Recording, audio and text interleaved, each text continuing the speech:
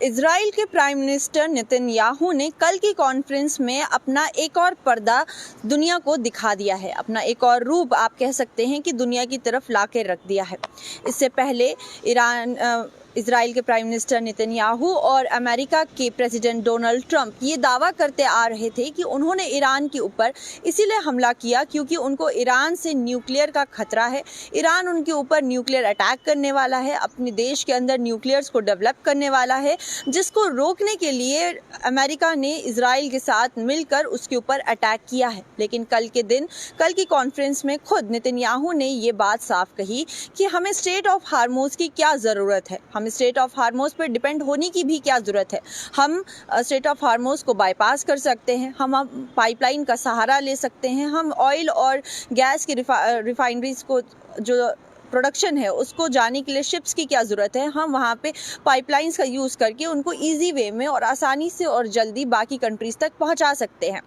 लेकिन अगर उनकी नीयत साफ होती और उनके दिल में कोई मैल नहीं होता तो वो साफ तौर पे कह सकते थे कि ये पाइपलाइन किसी भी कंट्री से बिक सकती है, जहाँ से भी उसके लिए आसानी हो या जहाँ से भी उसका रूट इजी वे में लगे। लेकिन उनका साफ तौर पे कहना था कि इजराइल के अंदर से ये पाइपलाइन शुरू होनी चाहिए और बाकी कंट्रीज तक जानी चाहिए और वहाँ से इसका ऑयल प्रोडक्शन और गैस प्रोडक्शन कंट्रोल होना चाहिए। तो यहाँ पे जितने भी पॉलिटिकल एक्सपर्ट्स हैं उनका ये मानना है, उनकी ये राय है कि नेतन्याहू जो पहले एक बहाना दे रहे थे न्यूक्लियर का, अब उनकी साफ नीयत सामने आ गई है। क्योंकि अगर हम बात करें ऐसे भी आम तौर पे भी, तो अगर हम इजराइल की बात करें तो इजराइल एक वो देश है जहाँ पे दुनिया के सारे ब्रांड्स वहाँ से बन के आए हैं। अगर हम अपने घरों की बात करें तो आपके घर में हर चीज़, चाहे वो जॉनसन बेबी के प्रोडक्ट्स हो, सर्फ एक्सेल हो, कोल्ड ड्रिंक्स के ब्रांड्स हो, चिप्स हो या कोई भी प्रोडक्ट, कोई भी आम चीज़, वो भी इजरायली कंपनियाँ बनाती हैं, यानी इजराइल से बन के आता है। यानी इस वक्त दुनिया की जितनी भी मेन चीज़ें हम लोग कंज्यूम करते हैं, चाहे वो कॉस्मेटिक का हो, खाने पीने का हो, स्नैक्स का हो, अपने घर की रसोई में यूज़ होने वाला सामान हो, कुछ भी हो, वो सब कुछ मेनली इजराइल से बनकर आता है और पूरी दुनिया उसको यूज़ करती है। हम चाह कर भी इजरायली ब्रांड्स को कभी भी कॉम्प्रोमाइज़ नहीं कर सकते और इग्नोर नहीं कर सकते। इसी की वजह ये है कि अब इजराइल ये चाहता है कि पूरी दुनिया को कंट्रोल करने का सबसे आसान और सबसे बेहतर तरीका ये है कि हम उनके तेल और जो गैस की एनर्जी जो सप्लाईज है, एनर्जी को कंट्रोल करें। अगर हम उनकी एनर्जी कंट्रोल करेंगे तो हम किसी भी देश को अपने इशारों पे नचा सकते हैं।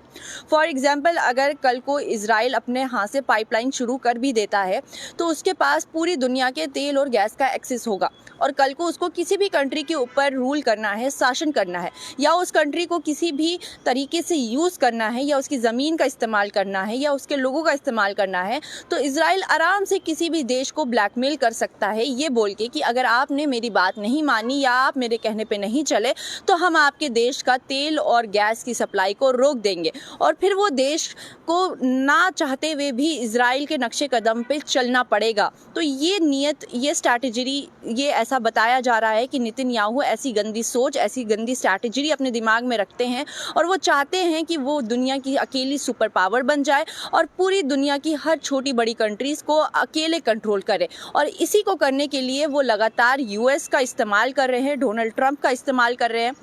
क्योंकि हम देख सकते हैं कि अगर उन्होंने जो अभी ईरान के ऊपर हमला चल रहा है उसमें सबसे ज़्यादा जो मिलिट्री फोर्सेस यूज़ हो रही हैं, मिसाइलें यूज़ हो रही हैं, आर्म एंड इक्विपमेंट्स यूज़ हो रहे हैं, वो सारे अमेरिका के यूज़ हो रहे हैं। अमेरिका के बिलियंस ऑफ डॉलर्स उसमें खर्च हो रहे हैं और ईरान जितना भी हमला कर रहा है वो अमेरिकी ठिकानों पर कर रहा है, अमेरिकी सैन्य ठिकाने हो गए या एयरफोर्स के ठिकाने हो गए, उनके ऊपर कर रहा है। तो लगातार अमेरिका इजराइल की वजह से इस जंग के अंदर पिसता जा रहा है और इसका सारा फ़ायदा इजराइल को होते हुए नजर आ रहा है, जिसको लेकर आज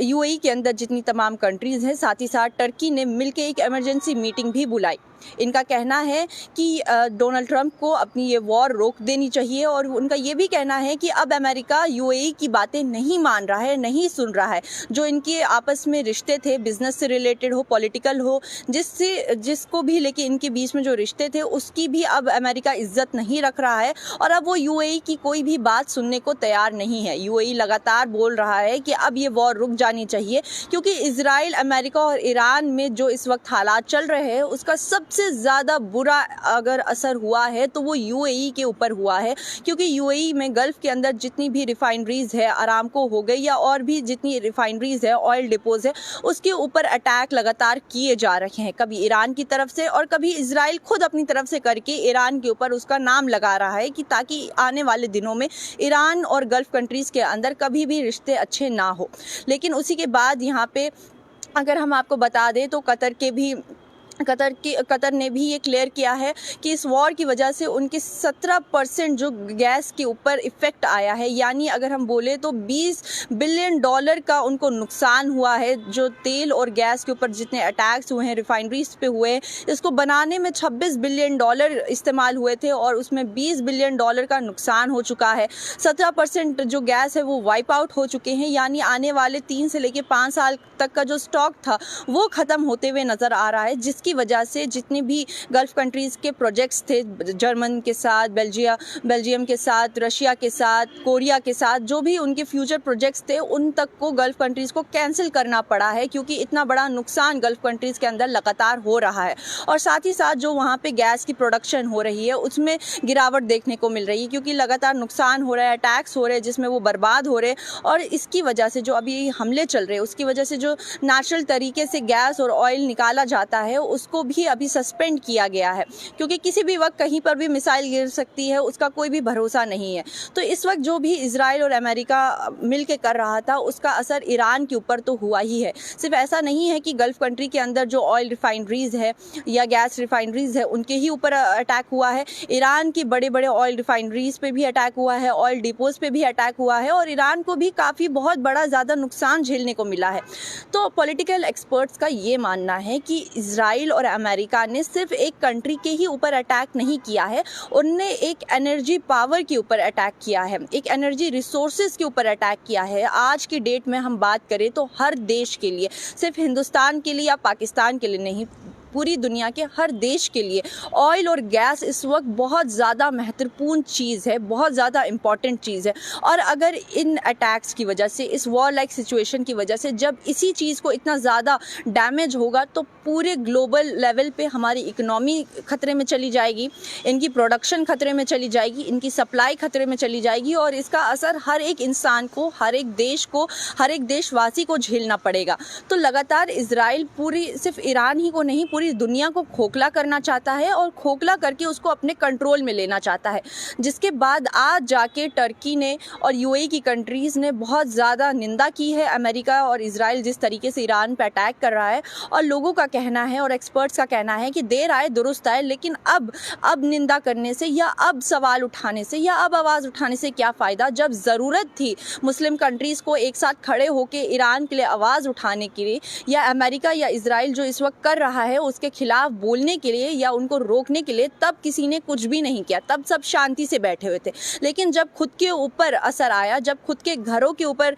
मिसाइलें गिरने लगी, जब खुद की इकोनॉमी डैमेज होने लगी, जब खुद की ऑयल प्रोडक्शन, गैस प्रोडक्शन बंद होने की कगार पे आ गए, तब जाके सबकी आंखें खुली हैं और अब जाके सारे निंदा कर रहे हैं, स्टेटमेंट्स दे रहे हैं और बोल रहे हैं कि गलत है और इसको रुक जाना चाहिए। लेकिन अब बात बहुत आगे तक बढ़ चुकी है। इजराइल लगातार ईरान के ऊपर हमले कर रहा है। इजराइल ने ईरान के इतने सुप्रीम लीडर्स को, इतने बड़े बड़े लीडर्स को शहीद किया है और ईरान अब इसके आगे चुप बैठने वाला नहीं है। लेकिन जो ईरान, इजराइल और अमेरिका के युद्ध का असर है वो अब हमें साफ तरीके से ग्लोबल लेवल पे दिखते हुए नज़र आ रहा है। और अब खुद यूएई की कंट्रीज़ जहाँ से सबसे ज़्यादा ऑयल और गैस की प्रोडक्शन होती है, जो अपने ऑयल और गैस प्रोडक्शन के लिए ही दुनिया भर में माना जाता था, आज वही देश इस क्राइसिस में आ गया है कि उसको कहना पड़ रहा है कि अब मेरे देश का तेल और गैस खतरे की कगार पे पहुंच गया है। अब हमें 5 से लेकर 6 साल तक का नुकसान हो गया है, हम 5 से 3 साल पीछे जा चुके हैं, हमारा इतना ज़्यादा बिलियंस ऑफ डॉलर्स में हमारा नुकसान हुआ है